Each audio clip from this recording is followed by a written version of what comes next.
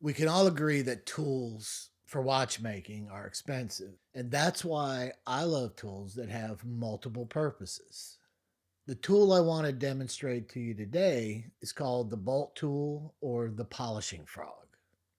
We work hard restoring old watches, and nothing looks worse than a beautiful movement with screws that have been chewed up by rough handling. Or maybe you're in a situation where you just want to blue some screws and you need to polish them first. So, what is the best way to polish flat top screws in order to keep the top flat and to get a mirror finish? Well, you have a couple options. There's the screw polishing lathe that you can find in used condition from anywhere from $600 to $1,000 and up, depending on the condition. Or you can use a polishing frog, which can be found on eBay for anywhere from $100 to $150, and sometimes even less. Here's one that I made in school many years ago that has served me well for many, many years. Now, if you're interested and you want to make one of these yourselves, I'm going to leave a link with a material list and the instructions on how you can make one of these in the description. Now, when it comes to polishing compounds, there's a ton of options ranging from diamond paste to aluminum oxide powders to diamantine paste. And the one thing that they all have in common is that they're messy to use, and you have to take the screw out of the whatever it is you're using to clean it. Then you have to reinstall it again before moving on to the next grit to prevent contamination. And all those changes is very time consuming. So I want to show you a simple system that I use that can be used by any home watchmaker that's not only fast, but it produces great results and only takes about 5 minutes per screw. Now for cutting and polishing, I'm going to be using diamond lapping paper that I have mounted to 1/4 inch glass strips. These are peel and stick sheets that are 11 inches by 4 inches in size, and I use 4 grits: 6 micron, 3 micron, 1 micron, and zero point 0.5 micron. Now, with this style of tool, the first thing you have to do is establish the height of the levelers so that they are the same height as the screw head. I just hold the screw to the leveler, adjust the height, and then tighten the locking nut. I don't worry about hundredths of a millimeter in difference because you would never be able to see that anyway. Once the level has been set, I install the screw and secure it into place. Now, a lot of times the screw slot are going to be damaged like on this screw. Now to clean up this edge, I use a triangular escapement buff and I run it through the slot to remove any damage. This will add a very small bevel to the edge of the slot and remove any of the gouges. Then I run a flat escapement buff over the top of the screw head to remove any burrs sticking up that might damage my lapping paper. Now, as I polish the screw head, I'm going to do it in real time so you can literally see how fast and effective this method works. All right, let's get started. So, I usually do about 10 to 15 strokes with a very moderate pressure, I would say. We're starting with the 6 micron diamond lapping paper. And the idea is that we want to alternate our sanding directions so that we can see what scratches have actually been removed when we go from one grit to the next. So let's check the 6 micron paper.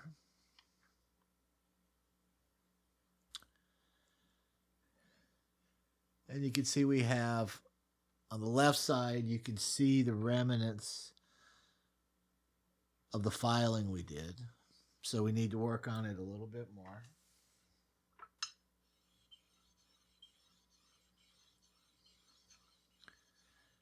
And again, just using moderate pressure. I'm just going to move to a different side of the lapping paper.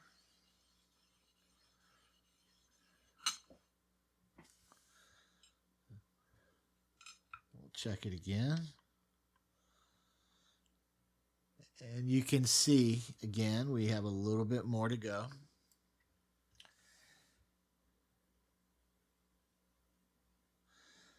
That file was probably, with the pressure I was putting on it, equivalent to about 800 grit, I would say. It changes depending on how much pressure you put on it. So let's check our progress again.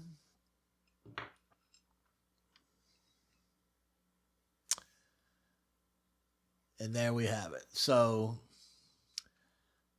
we can clearly see the scratches have been removed with the 6 micron paper. So now I'm going to blow it off.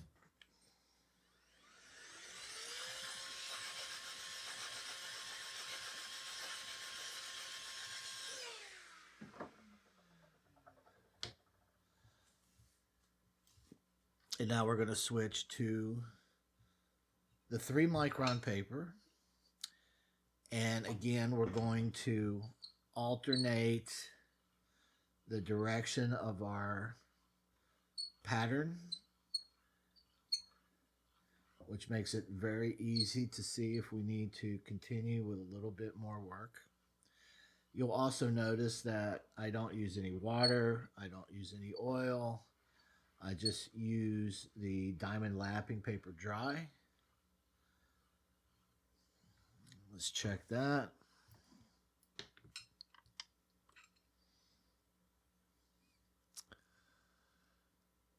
And what we're looking for is we want to make sure that the lapping paper or the grit we're on has removed the ones previously.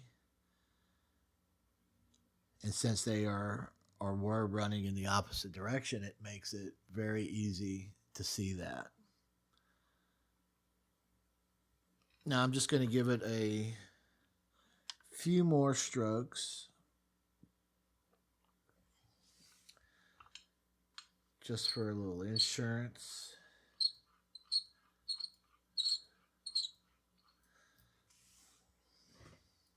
I'm going to blow it off.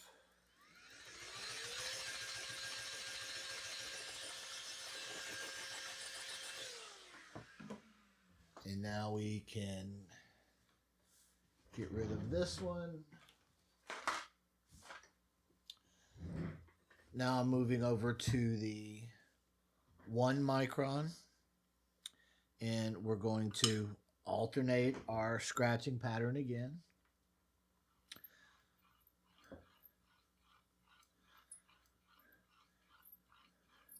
The beautiful thing about this diamond lapping paper is that it really lasts a long time. If you start getting too much buildup on it, or even if you get some kind of cross-contamination on it, you can just take a lint-free napkin with some alcohol, and it's just very easy to go over and clean it real quickly. Now we'll move this out of the way.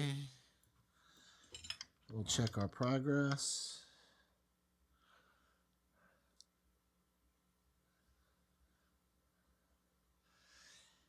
I'm going to try to show it in the light, in the right light. But the scratch pattern is getting so faint that it's actually getting hard to see.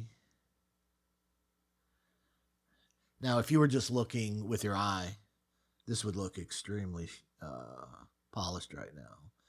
But under magnification, it really shows everything.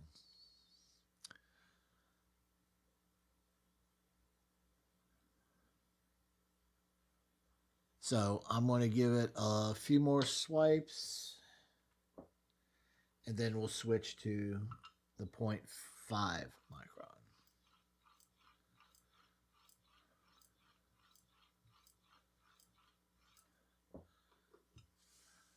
And let me check it.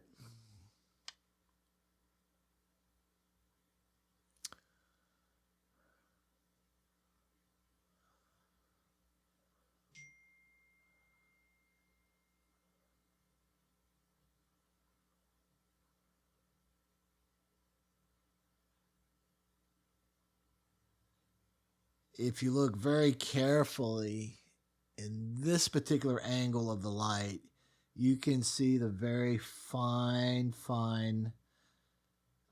sanding lines of the 1 micron. So I'm going to blow that off.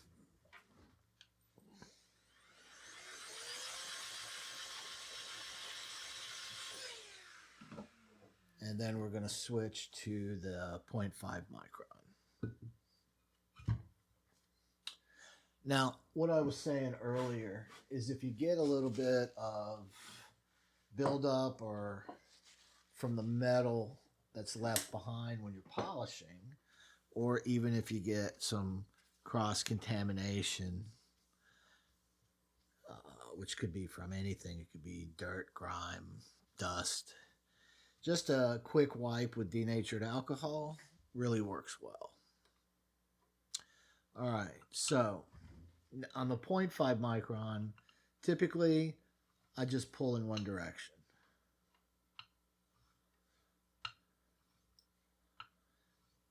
And we'll do about 10 strokes. And then we'll check our work.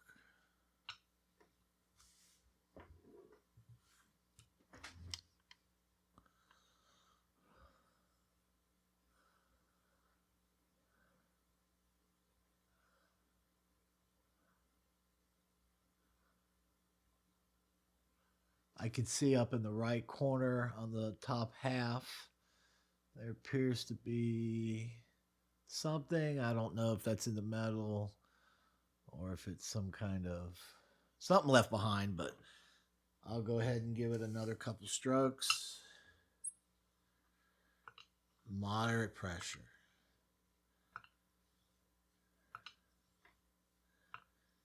And this is just really to put that last little bit of shine on it. We'll check our work.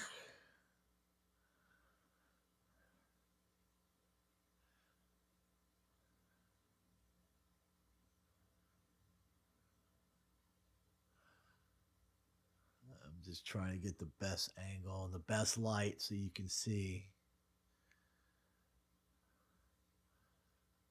But that looks pretty good right there, so we're going to call that polished. Now, if there's one thing I love, that is a tool that has multiple purposes. This style of screw polisher, one thing that you can do is you can polish any other type of flat part on the movement. So all you have to do is adjust your two levelers to the same thickness as your part, and then the part is just attached to the polishing frog with a little bit of shellac on the underside, and that will hold it in place while you polish it. Now, if it's really bad, you might need to set up a plate with 1,000 grit wet dry sandpaper before you get onto the micron papers like I did with the screw head. But this works very well, and it is another good reason to have a polisher of this style. Another job that we can accomplish with it is working on hairspring studs. Now, hairspring studs are very tiny. Matter of fact, the one on this hairspring is probably about 1.5 millimeters in length and about 0.5 millimeter in thickness. So very small. And removing this pin without all this being supported, you always run the risk of breaking or bending something. So to remove the hairspring pin, we're just going to clamp it in the clamp.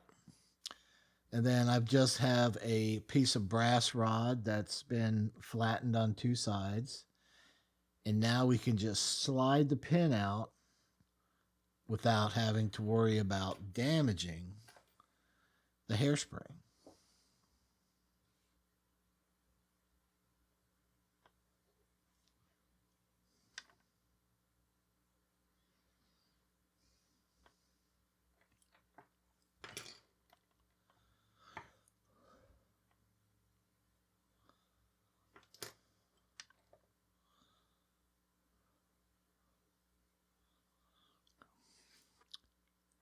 Now, if you need to pin a new hairspring, let's say the old pin was damaged,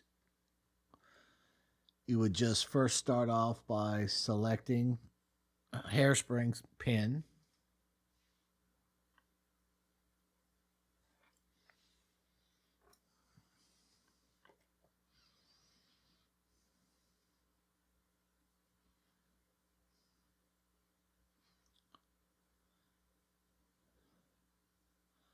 And then what I like to do is hold the hairspring stud and just insert the pin inside the stud.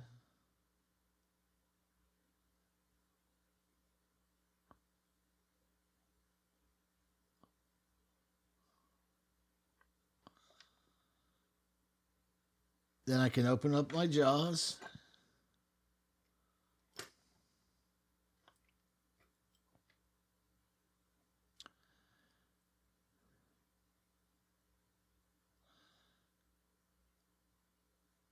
Install the stud into the jaws and just tighten it down a little bit to hold it in place. It doesn't need to be real tight. Now you can remove the pin.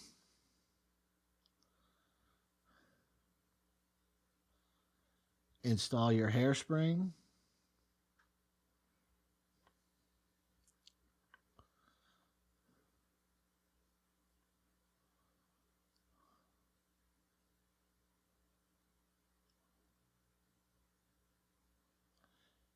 And install the pin.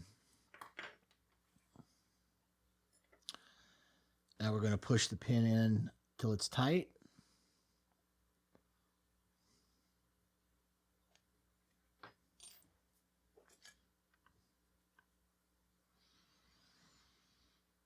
We're going to clip off our extra length.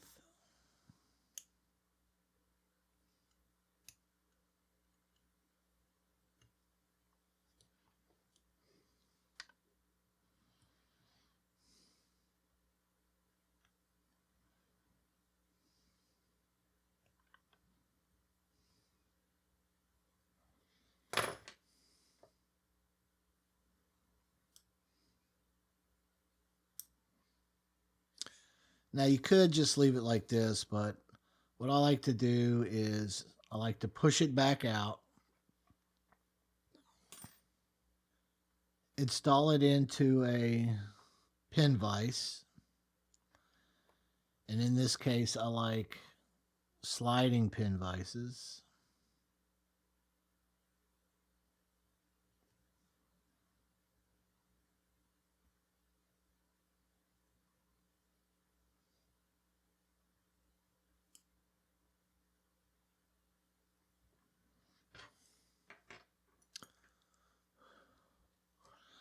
And we're just going to take a file. This is a number 8 needle file. And we're just going to clean up the edge of that where we made the cut. I'm going to take it out Install it in the other direction.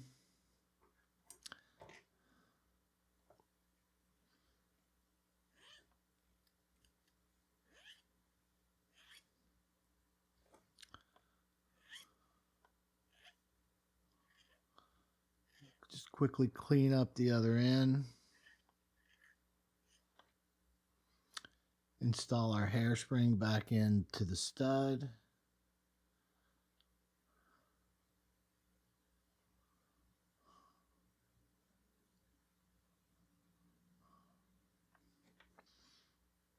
And now we can just go ahead and push it back in until it's tight.